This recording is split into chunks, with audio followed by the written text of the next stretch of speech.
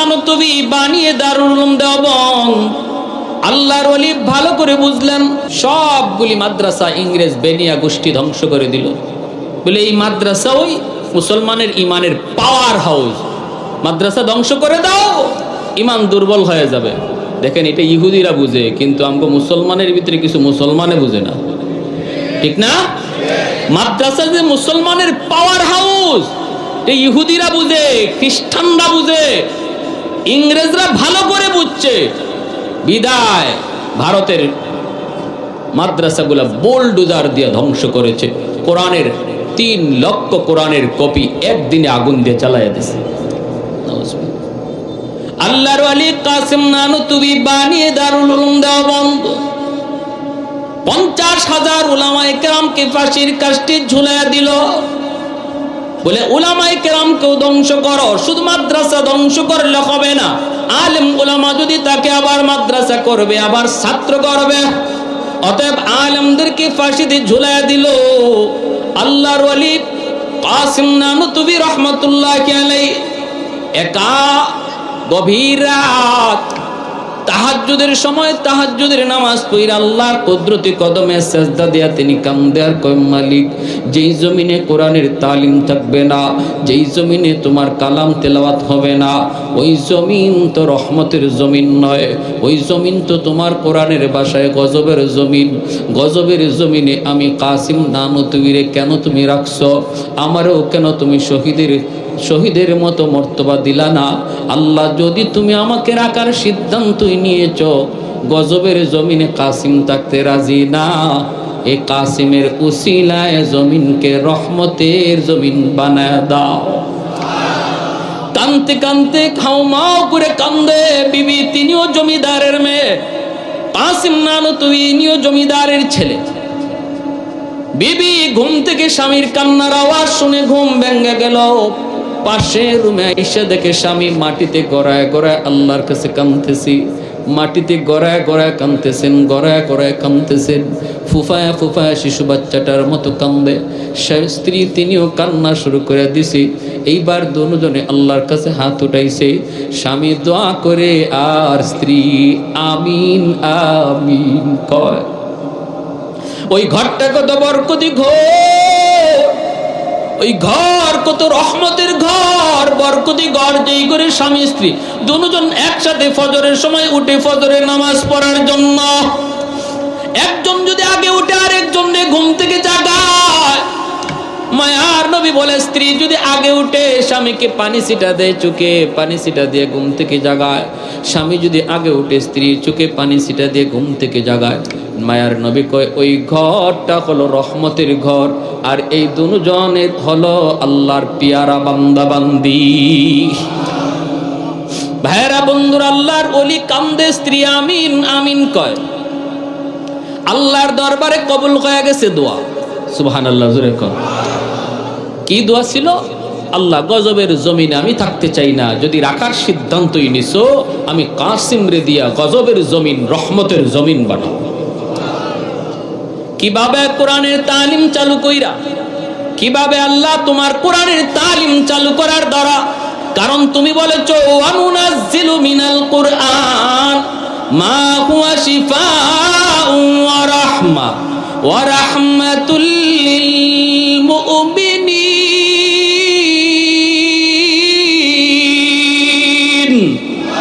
আল্লাহ, তুমি বলেছো কোরআন হলো রহমত। সকালবেলা তিনি বের হয়ে গেলেন মানুষের দ্বারে দ্বারে, গোপনে গোপনে চুপি চুপি যাই বলতেছেন, ভাই তোমার ছেলেটারে একটু দাও, আমি কোরআন শিখাবো। গজবের জমিনকে রহমতের জমিন বানাইতে হবে, নতুবা তুমিও টিকবা না, আমিও টিকব না। এইভাবে বেঁচে থাকার কোনো অর্থই নাই।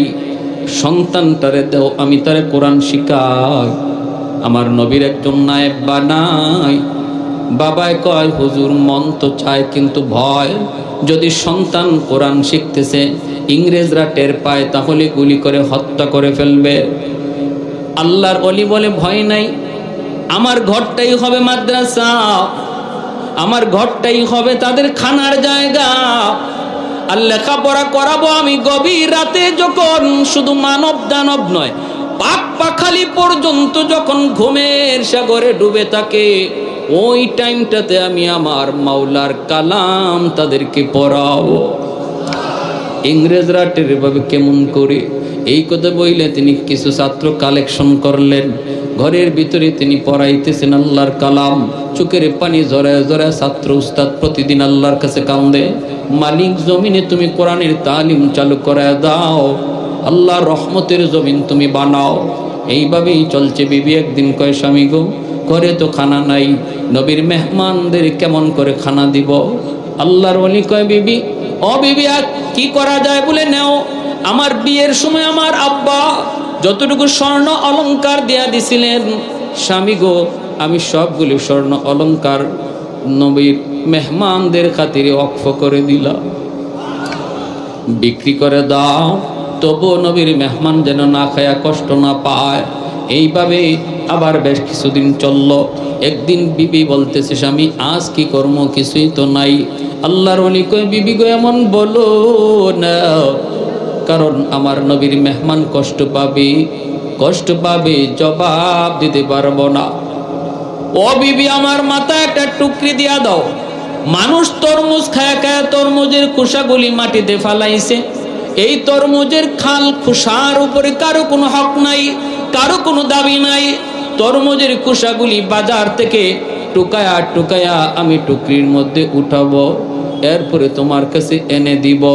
গরম পানির মধ্যে তুমি তরমুজের খোসাগুলি টুকরা করে ফেলাইবা, বাকিটা করবেন আমার আল্লাহ। আর একটু জোরে করুন না সুবহানাল্লাহ।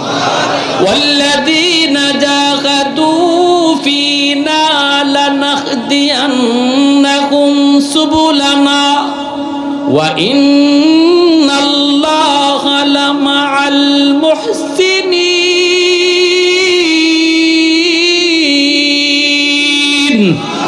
আল্লাহ বলে, বান্দা, তোমার যদ্দুর করার ক্ষমতা আছে তুমি করবা, বাকিটা করবা আমি আল্লাহ। আল্লাহর ওলি টুকরির মধ্যে তরমুজের খোসাগুলি আইনা বিবির কাছে দিয়া বলতেছেন, বিবি, গরম পানির মধ্যে টুকরা করে সারো। আল্লাহর ওলি বিবি কয়, স্বামী গো, কিছুই তো নাই, তেল নাই, মশলা নাই, লবণ পর্যন্ত নাই, কেমনে কি হবে? আল্লাহর ওলি কয়, যখন তোমার যা কিছু দরকার শুধু বিসমিল্লাহ বলবা।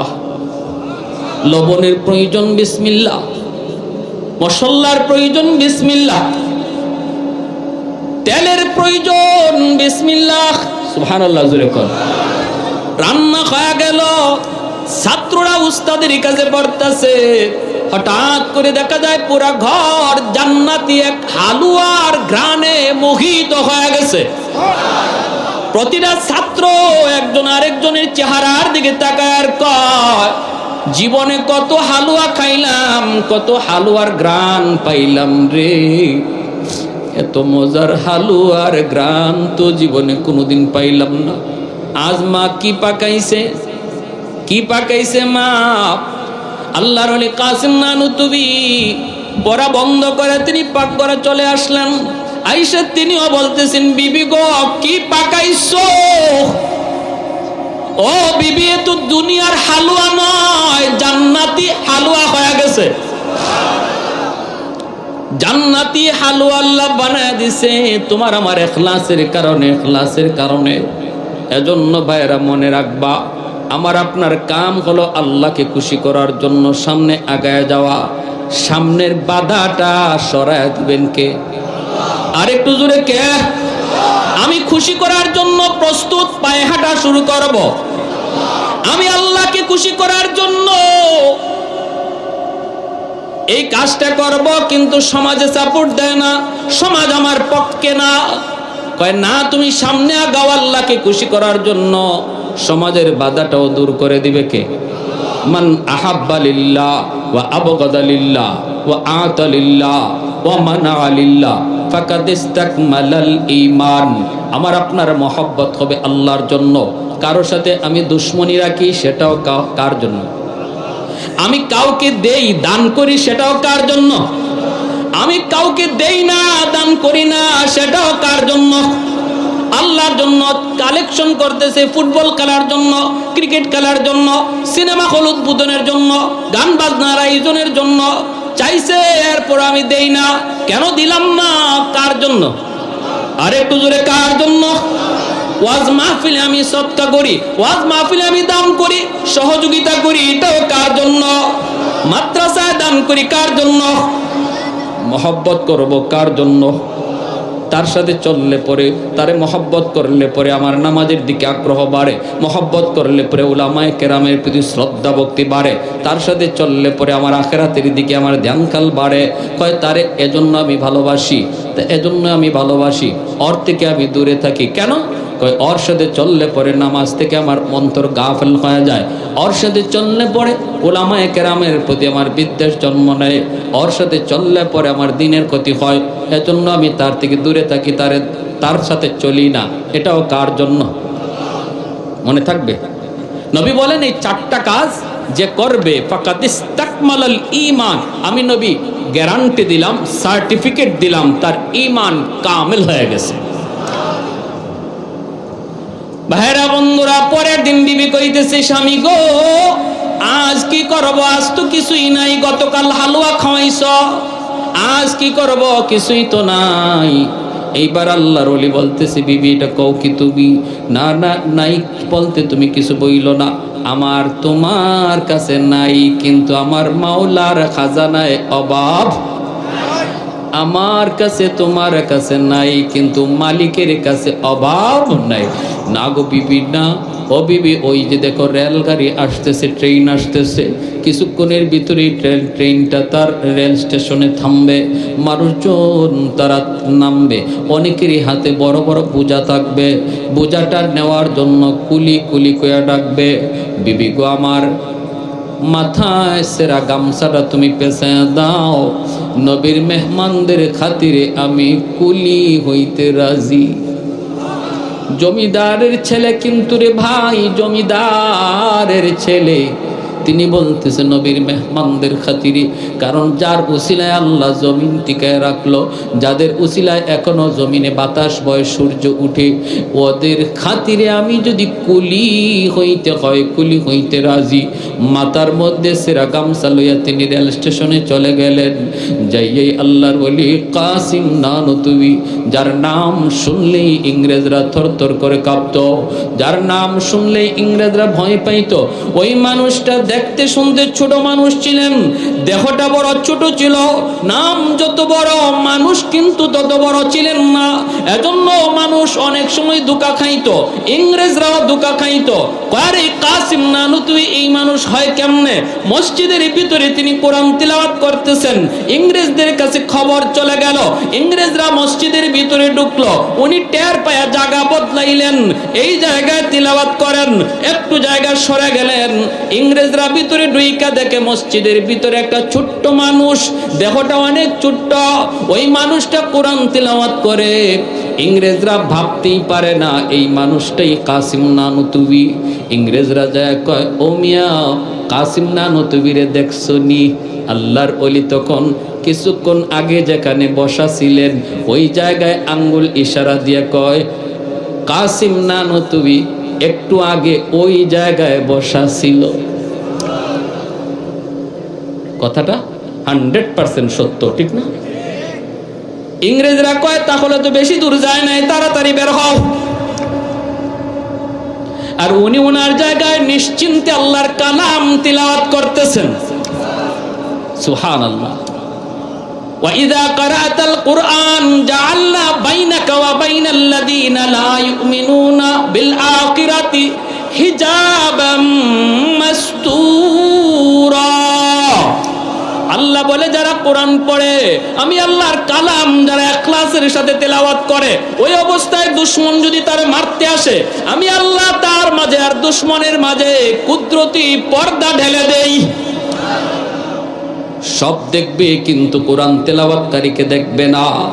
ভাইরা বন্ধুরা, ওই কাসিম নানুতুবি তিনি রেল স্টেশনে তিনি যখন ডাকতেছেন, আমি কুলি, আমি কুলি, আমাকে দিয়ে কেউ বোঝাটা নেই বানি, ওই অবস্থায় একজন মানুষ ভারী একটা বোঝা নিয়া ডাক দিছে, এ কুলি এদিকে আসো। কাছে গেছেন, লোকটা দেখা কয়, মিয়া তোমার গায়ে তো শক্তি কম, তুমি আমার এত বাড়ি বোঝা নিতে পারবা না। আল্লাহর ওলি বলেন, ইনশাআল্লাহ আমি পারব, ইনশাআল্লাহ পারব। লোকটা কয়, না তোমার গায়ে শক্তি কম, তুমি মনে হয় পারবা না। আল্লাহর ওলি বলেন, ইনশাআল্লাহ আমি পারবো। কোন রকম আপনি আমার মাথায় বোঝাটা উঠায় দেন। উনি ভাবছেন বোঝাটা হবে আধমন, কিন্তু মূলত বোঝাটা ছিল 2.5 মণ ওজনের। আল্লাহর ওলি জীবনে কোনোদিন মাথায় বোঝা উঠাইতে হয় নাই, কারণ জমিদারের ছেলে বোঝা মাথায় তার তুলতে হয় না। তিনি বুঝতে পারেন নাই কতর ওজন হবে বোঝাটা। যখন দইরা মাথায় উঠে দিল, 2.5 মণ ওজনের বোঝাটা মাথায় দেওয়া মাত্রই ঘাড় মট করে শব্দ করে উঠল, চোখ দিয়ে দরদর করে পানি ধরতে লাগলো, আর কান্না করে আর বলে, মালিক আমি তো বুঝি না কোন বোঝার ওজন কদ্দূর, কারণ বোঝাটাই না অভ্যাস নাই। আজকেও বোঝা টানতেছি তোমার নবীর মেহমানদের খাতিরে। আল্লাহ আমার কাম আমি করছি, বোঝা কেমনে জায়গা মতো যাইবো আমি জানি না। এই বোঝা জায়গা মতো কেমনে যাইবো আমি জানি না, জানি না। জানো তুমি, মাথায় লয়া যখন সামনে আগান, মালিক পিছনে পিছনে যায় আর মাথার দিকে তাকায়। ওই মালিকও মনে মনে কয়, লোকটা কোথায় জানি বোঝাটা ফালা দেয়। হঠাৎ করে মালিক পিছন থেকে তাকায় দেখে, আল্লাহু আকবার, আমি বোঝা কার মাথায় দিলাম, তার মাথা থেকে অর্ধ হাত উপরে শূন্যের উপর দিয়া বোঝাটা ভাসতেছে। وَنُنَزِّلُ مِنَ الْقُرْآنِ مَا هُوَ شِفَاءٌ وَرَحْمَةٌ লিলমুমিনিন। এজন্য রে ভাই মনে রাখবা, আল্লাহর ওলিরা এই মাদ্রাসার জন্য কুলি হইছেন, জমিদারের ছেলে হইয়া কাসিম নানুতুবি কুলিগিরি করছেন। আজকে আপনাদের এলাকার যে আশরায়ে মুবাশশারা মাদ্রাসা, এই মাদ্রাসার জন্যই কাসিম নানুতুবি জমিদারের ছেলে হইয়া মাথায় বোঝা লইয়া তিনি কুলিগিরি করছেন। আজকে আমার আপনার চোখের সামনে যদি কোনো মাদ্রাসার ক্ষতি হয়, আজ আমার আপনার চোখের সামনে যদি কোনো মাদ্রাসা বন্ধ হয়ে যায়, আজ আমার আপনার কারণে যদি এই দ্বীনি শিক্ষার কোনো ক্ষতি হয়, কিয়ামতের ময়দানে আমারে আপনারে আল্লাহ কাসিম নানুতুবির সামনে দাঁড় করাবে। আল্লাহ দাঁড় করে বলবে, আমার কাসিমের সামনে জবাব দে, তোর কারণে মাদ্রাসার ক্ষতি হয়েছিল, তোর কারণে একটা প্রতিষ্ঠান বন্ধ হয়েছিল, তোর কারণে মাদ্রাসার বদনাম হয়েছিল। আমার কাসিম নানুতুবির সামনে জবাব দে। ওই দিন কিন্তু আমরা মুখ দেখাইতে পারবো না রে ভাই।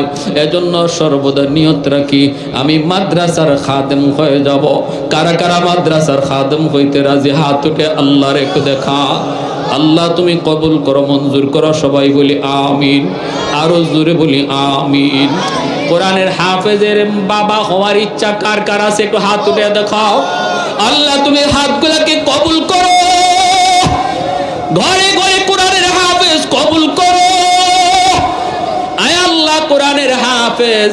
আল্লাহ কত সন্তানগুলি বাবা মা মাদ্রাসায় দিয়া রাতের বেলা ঘুমায় না, বাবা চোখ ফালায়, চোখের পানি ফালায় কান্দে, মায় চোখের ফালে ফালায় কান্দে। আল্লাহ আমার সন্তানটা এই বয়সে আমি মার কুলে ঘুমাইতো, তোমার কোরআনের খাতিরে মাদ্রাসায় দিয়ে দিছি।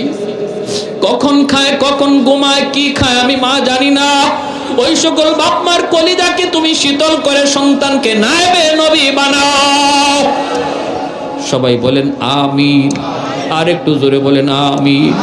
আমার ভাই যিনি মাদ্রাসা প্রতিষ্ঠা করছেন, বাবা মা দুনিয়ায় নাই, দোয়া চাইছেন আল্লাহ তার আওলাদ থেকে তুমি কোরআনের হাফেজ আলেমে দ্বীন কবুল করো।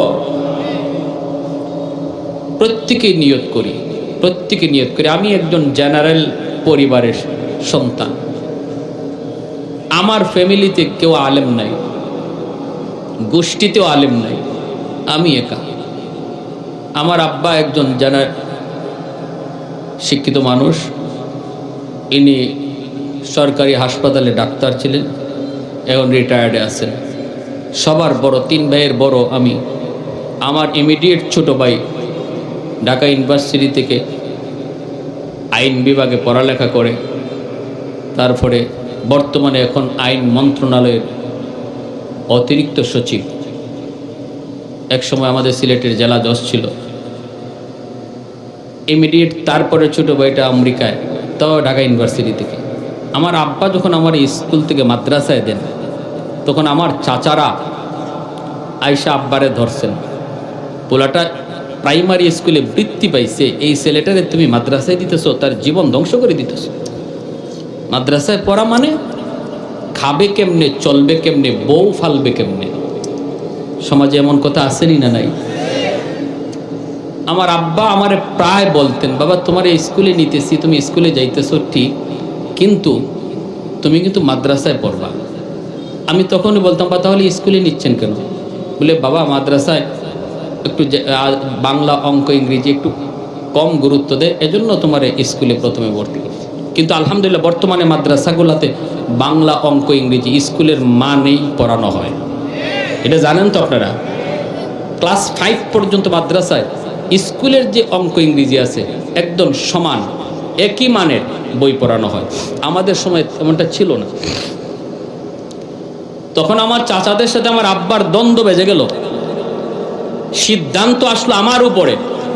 আব্বা বললেন আমার ছেলে স্কুলে পড়বে না মাদ্রাসায় পড়বে, এই সিদ্ধান্ত আমিও দেব না, তোমরাও দেব না, আমার ছেলেরে জিজ্ঞেস করবে। তখন আমার চাচারা আমারে বলতেছেন, তারাও একজন বড় বড় অফিসার, বলতেছেন বাবা তুমি কোথায় পড়বা? আমি এই মাদ্রাসা আব্বার মুখ থেকে শুনতে শুনতে যাই স্কুলে, কিন্তু 24 ঘন্টা আব্বা আমার খালি মাদ্রাসাই শোনান। আবার মাদ্রাসার বারান্দা তো নিয়ে যান, মাদ্রাসা দেখাইও আনেন, পড়ি স্কুলে কিন্তু আমার এই মাদ্রাসা দেখান। এরকম করতে করতে আমার দিলের ভিতরে মাদ্রাসার মহব্বত বসে গেছে। যখনই আমার চাচারা জিজ্ঞেস করছেন তুমি স্কুলে পড়বা না মাদ্রাসায় পড়বা, আমি ফার্স্ট চান্সে বলছি আমি মাদ্রাসায় পড়বো। দেরি নাই, সিদ্ধান্ত ফাইনাল। ঠকলাম, কথা বলেন না? আমার আব্বা আমারে মাদ্রাসায় দিয়ে আব্বা ঠকছেন।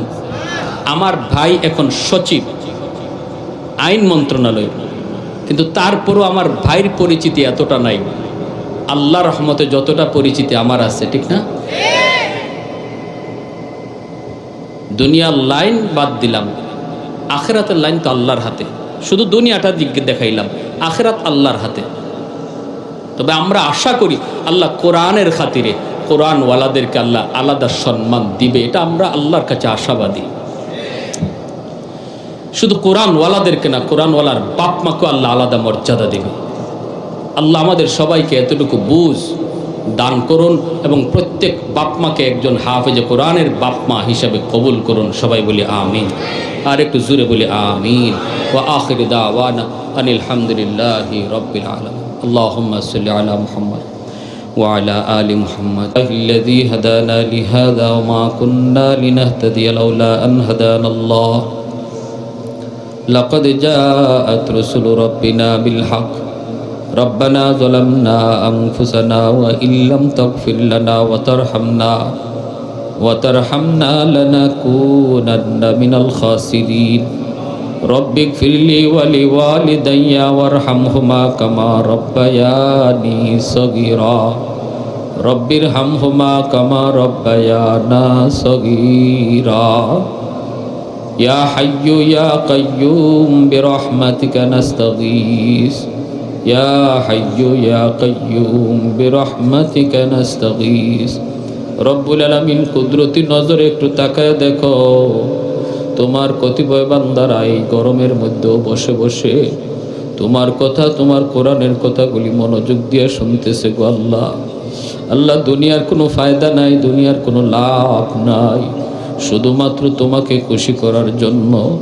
আল্লাহ, আমাদের প্রত্যেকের আজকের এই আশা আর বসাকে তুমি আমাদের নাজাতের ওসিলা হিসাবে কবুল ফরমাও। যারা হাত বাড়াইছি গো মালিক, জানি না আমার মতো কার জানি মা দুঃখিনী দুনিয়ায় নাই। যার মা নাই সে জানে মা কত বড় নিয়ামত। যার বাবা নাই সে জানে বাবা কত বড় দৌলত।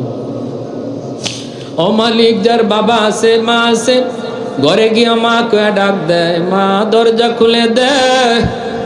আমার মতো যার মা নাই, মাসকে মাস বছরকে বছর চলে যায়, মা দুঃখিনী দরজার সামনে দাঁড়ায়া আমার জন্য আর অপেক্ষা করে না। ঘরে গিয়া মা কয়ে ডাক দিতে পারি না, আয় আল্লাহ, আগে তো মা যতদিন দুনিয়ায় ছিলেন, মাহফিল শেষ হয়ে গেলে পরে বাড়িতে না ফিরা পর্যন্ত, বাসায় না ফিরা পর্যন্ত দুঃখিনী মা তিনি ঘুমাইতেন না। এখনো কত মা সন্তান যেদিন বাড়িতে যাওয়ার খবর দেয়, ওই রাতে দুঃখিনী মা সন্তান বাড়ি না যাওয়া পর্যন্ত ঘুমায় না। গভীর রাত হয়ে গেলে পুরো মার ঘরের বাতি জ্বলে, সবাই ঘুমায় পড়ছে, কিন্তু দুঃখিনী মা ঘুমায় না। এই আল্লাহ, এমন যেই সন্তান, এমন মা যেই সন্তান হারায় ফেলছে, হাত দুইটা উঠে আমার তরফ থেকে তোমার দরবারে মাফ চায়। আল্লাহ তুমি তার মাফ ফরমাও, মার কবরখানাকে জান্নাতের বাগিচা বানিয়ে দাও। শীতের দিনে বিছানা ভিজা দিছি, মা ভিজা বিছানায় শুইয়া আমাকে বুকে রাইখা সারা রাত কাটায় দিছে। রাগ করে ঘর থেকে বের হয়ে গেছি, সবাই ঘুমায়া গেল, মা দুঃখিনী ঘুমাইছে না। গভীর রাতে দরজার পাশে যায় যখন আম্মা কয়ে ডাক দিছি, সাথে সাথে মা দরজাটা খুলে দিছে। মা গো, তুমি বুঝি ঘুমাও না? মা কই, বাজান তোমার বাইরে রেখে আমি মা কেমনে ঘুমাই? সবাই ঘুমায়া গেল, মা ঘুমাইতে পারে না রে বাজার। সবাই ঘুমায়া গেল, সন্তান বাহিরে রেখে মা ঘুমাইতে পারে না। এমন সন্তান আজকে এই জান্নাতি মাহফিলে বইসা হাত দুইটা বাড়াইয়া চোখের পানিটা ছাইরা আল্লাহ মার পক্ষ থেকে তোমার কাছে মাফ চাইতেছে। গো মালিক, মেহেরবানি করে তুমি মাফ ফরমাও। যেই বাবা আল্লাহ খাইতে বসলে আমি পাশে যায় দাঁড়াইছি, বাবার নিজের মুখের লোকমা আমার মুখে তুইলে দিছে। ঈদের দিনে বাবা নিজে ভালো কাপড়, নতুন কাপড় কিনে নাই, আমাকে নতুন কাপড় কিনে দিছে। বাবা আমারে লইয়া ঈদগাহের দিকে হাসতে হাসতে রওনা দেয়। আমার পরনে নতুন কাপড়, বাবার পরনে চিরা লুঙ্গি। ঘর বানায়া দিয়া গেছে, আমার মাথার উপরে লাইট জ্বলে, ফ্যান ঘুরে। বাবা যে করে শুয়ে আছে, আলো নাই বাতাস নাই, অন্ধকার ঘর, কীট পতঙ্গের ঘর, সাপ বিচ্ছুর ঘর। ও আল্লাহ, বাবার কবরে তুমি জান্নাতি বিছানা বিছায়া দিও। আল্লাহ, বাবার কবরে জান্নাতি আলোর ব্যবস্থা করে দিও। আল্লাহ, বাবার কবরে জান্নাতি আলোর ব্যবস্থা করে দিও। ওই বাঁশ বাগানে কেমনে আছে মা, কেমনে আছে বাবা, আল্লাহ তুমি ছাড়া কেউ জানে না। আয় আল্লাহ, ও মালিক, আদরের দাদা দাদি, নানা নানি, শ্বশুর শাশুড়ি, বিবি বাচ্চা, ভাই বোন, কত মায়ার মানুষ অন্ধকার কবরে চলে গেছে। কত বাবা নিজের কাঁধে সন্তানের লাশ বহন করে কবরে রাখছে। দুনিয়াতে এর চেয়ে ভারী কোনো বোঝা হয় না, যেই বাবার কাঁধে সন্তানের লাশ উঠে। এত ভারী বোঝা আমাদের কাঁধে দিও না আল্লাহ। কত মায়ার মানুষগুলি আল্লাহ, তাদের হাসি খুশি চেহারাটা এখনো চোখের সামনে ভাসে। যারা একদিন এই করে ঘুমাইতো, এই রাস্তা দিয়ে হাঁটতো, এই মসজিদের নামাজ পড়তো, তারা আজ কোথায় গেল, কোথায় রইল, কিভাবে রইল তুমি ছাড়া কেউ জানে না। আল্লাহ, এই মজলিসের যার হাতখানা তোমার পছন্দ হয়, আমি বহুত বড় গুনাহগার গো মালিক, কিন্তু এতগুলো মানুষের ভিতরে অবশ্যই তোমার কোনো ওলি না ওলি এখানে আছে। আল্লাহ, ওই ওলির হাতের খাতিরে, তোমার ওই পেয়ারা বান্দাটার হাতের উসিলায় আল্লাহ আমাদের সকল মুর্দে গানরে তুমি মাফ করো। এই মাদ্রাসার প্রতিষ্ঠাতা আমার ভাই, আল্লাহ বাপ মার জন্য দোয়া চাইছে, মা বাবা দুনিয়ায় নাই, আল্লাহ আমার কাছে দোয়া চাইতে যায় কান্না করে ফেলাইছে। আল্লাহ তুমি তার আব্বা আম্মারে মাফ করে দিও। এই মাদ্রাসাখানার উসিলায় কবরখানায় জান্নাতের বাগিচা বানায় দিও। আয় আল্লাহ, প্রতি রাত প্রতিদিন যে কোরআন তেলাওয়াত হয়, এর সবের একটা অংশ তার আব্বা আম্মার কবরে তুমি জারি রাখো। ও মাওলায়ে করিম, আমাদের আব্বা আম্মা যাদের জীবিত হায়াতে বরকত দিয়ে দাও, বিবি বাচ্চা ভাই বেরাদর হায়াতে বরকত দিয়ে দাও। আমাদের সন্তানগুলিকে কোরআনের হাফেজ বানাও, আলেমে দিন বানাও, দুনিয়ার যাবতীয় ফিতনা ফসাদ থেকে হেফাজত করো। আল্লাহ, কত বাবা কত মা আশা করে মাদ্রাসায় সন্তানরে ভর্তি করছে, আল্লাহ কষ্ট করে করে সন্তানের লেখাপড়ার খরচ দিতেছে। একজন কোরআনের হাফেজের বাবা হইতো, হাসরের মাঠে তুমি ডাক দিবা, কোরআনের হাফেজের বাবা, ও হাফেজে কোরআনের মা কইয়া ডাক দিবা। এই ডাকটা শোনার জন্য কত বাবা দিলের মধ্যে আশা বাইদা সন্তানরে নিজের কাছ থেকে মাদ্রাসায় পালায় রাখছে। আল্লাহ, এই বয়সে আমার বাচ্চা আমার কোলে ঘুমায়, আর ছোট ছোট বাচ্চাগুলি বাপ মা চাইরা কোরআনের মহাব্বতে নিজে খায়, নিজে ঘুমায়। যেই সন্তানটারে বাবা নিজের হাতে খাওয়াইতো, মা নিজে বিছানা কইরা দিত, মা নিজের হাতে গোসল করাইতো, তোমার কোরআনের খাতিরে যেই সন্তান এখন সব কাজ নিজে করে, আল্লাহ ওই সন্তানটারে তুমি দ্বীনের জন্য কবুল করে নাও। আল্লাহ হাফেজে কোরআন বানাও, আলেমে দ্বীন বানাও, বাপ মার মনের আশা পূরণ করে দাও। এই মাদ্রাসার সকল ছাত্রদেরকে তুমি দ্বীনের এক একজন বহুত বড় দায়ী বানাও, উস্তাদদেরকে তুমি কবুল ফরমাও।